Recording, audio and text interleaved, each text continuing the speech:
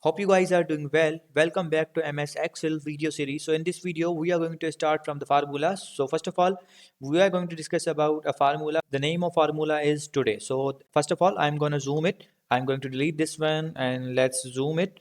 So we are going to zoom it as you can see perfectly. So here I'm going to increase the size of this cell.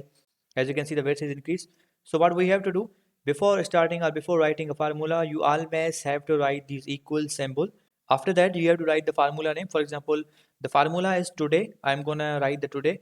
The function of this formula is you have to write the today and you have to start the bracket and close the bracket, and then simply you have to press the enter. After pressing the enter, as you can see, it's showing the current date. The function of today formula is it will show you the current date, that what is actual current date. If you want to display date on somewhere in any form or in any database or anywhere, you just have to write there today formula.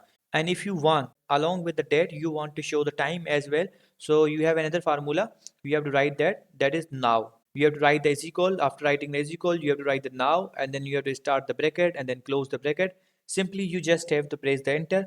After pressing the enter, as you can see, with the date it is also showing the time as well. So this is the function of the now. It shows the current date and current time, and the function of today formula is it will show the current date only. So this is the difference between today and now. Today will show you the current date only, and the now will show you the current date and time only. So in this class we have covered the today and the now formula. So I hope you guys understand this video, that how you can use the today and now formula. So see you guys in the next video.